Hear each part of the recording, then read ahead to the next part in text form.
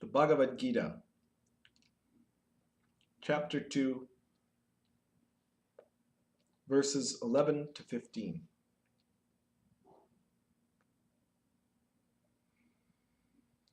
The Blessed One said, "You are grieving for that which is not worthy of grief. Speaking from wisdom, you would say that no life is lost now or ever. You would not grieve over death. There has never existed a time when I was not, or you were not, or these were not, any of these kings, nor shall there ever be a time when we will not be.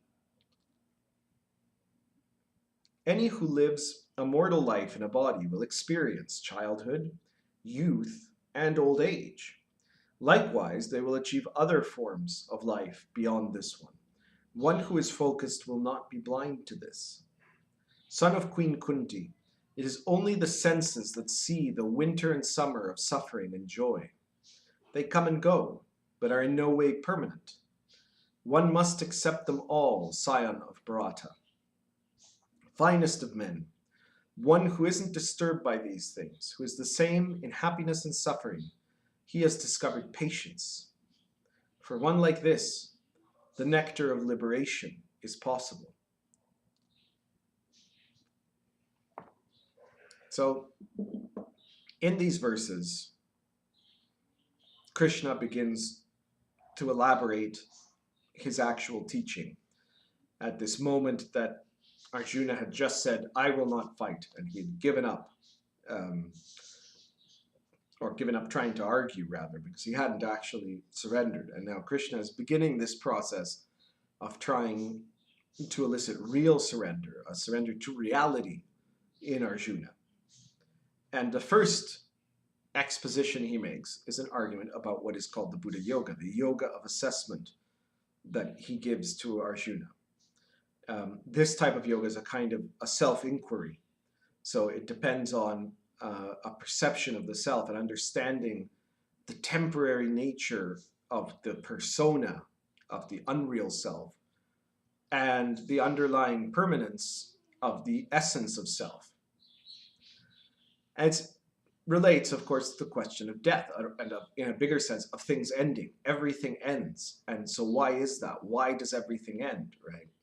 And of course, all great teachers were at some point asked this. When the Buddha was asked this, he takes almost the opposite approach that Krishna takes, but really ends up, the conclusions derived from this end up being very similar. Because when the Buddha is asked, well, why is there death? How do I overcome death, right? And the Buddha says, well, look, everything that ever is has died, right? Show me a house where someone hasn't died, and I can bring your dead baby back to life, he said to a woman whose child had just died. And she searched, and of course she couldn't find anywhere where there wasn't death. And so death is ever present. Ending is ever present. And that was how he approached it. And Krishna approaches it in the opposite way. Krishna says, no life is lost, ever, that nothing ever actually is lost, because nothing non-essential ever existed and nothing essential ever stops existing. That which is real is always real. That which is unreal, it never is. That's why he says you wouldn't grieve over death. I mean, for a warrior, a death dealer, to grieve over death is particularly ironic, but he says it in general to everybody. What is the point of grieving over death when death is an absolute reality in one sense, and in another sense it doesn't actually change reality itself?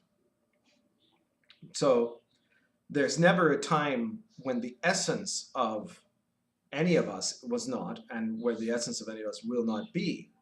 And at the same time, in verse 13, he expresses that the reason we're afraid of death is because we think of ourselves as we presently are, of our persona, of this mask that we have put on ourselves. That is us. And we're afraid of that ending, because that will end. But that will end long before you die in most cases.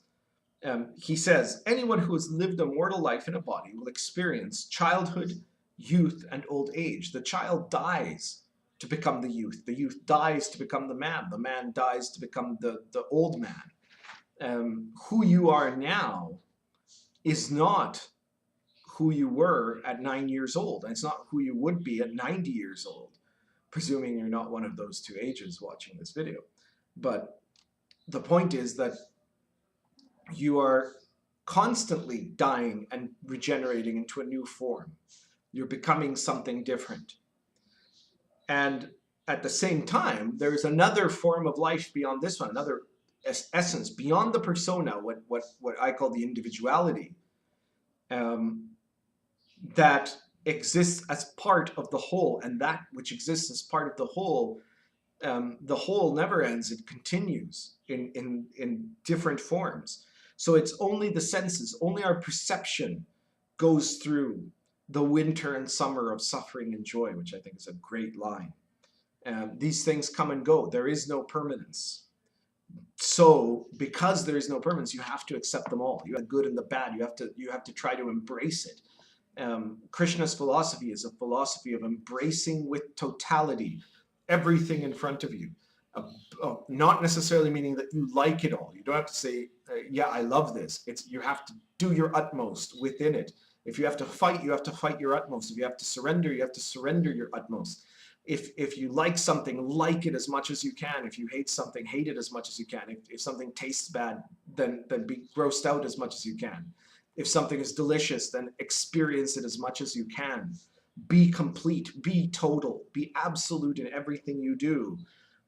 Because all of these things are experiences that are constantly in the process of change, and could keep changing as much as you can. Keep growing and transforming yourself constantly, and don't ever fall for the trick that either change gets to an end, or that you get, or that you will end. You know, your true self transcends your 9-year-old self, or your 19-year-old self, or your 49-year-old self, or your 89-year-old self. Your true self is this thread that is within it. And at the same time, don't ever expect that you can say, okay, now this is it. This is me, and I'm never going to be different.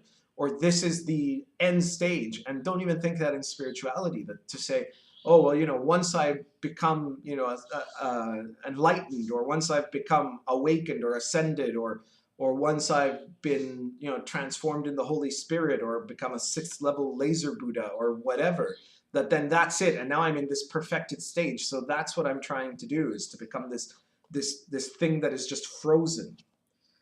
The moment is an eternity, but existence is also a constant change. And we exist in this constantly changing eternity. Now, if you try to freeze frame an eternal change, then you can perceive, what you perceive can seem like death. If you're rolling a ball on a floor, and you determine that the moment that the ball is rolling counts its life, and the moment the ball stops rolling or bounces back or something like that, that's death, then you can say, well, death has occurred there. But it's only because of the way you're perceiving, the way you're classifying reality. The ball is still there, the floor is still there, the energy that moved the ball is still there, just being applied in a different form. So the only thing that's changed is the perception. And it's the same with our lives. What exists is consciousness, but consciousness itself is change. Consciousness, in essence, is constant change. So don't even think, you know, that consciousness is something that is absolute. What is absolute is change. And if we understand that we are a part of that change, it's not something that happens to us. Time doesn't happen to us. We exist in it. We exist past, present, and future in time. So then death isn't something that happens to us, that will happen to us at some point, and something to be afraid of.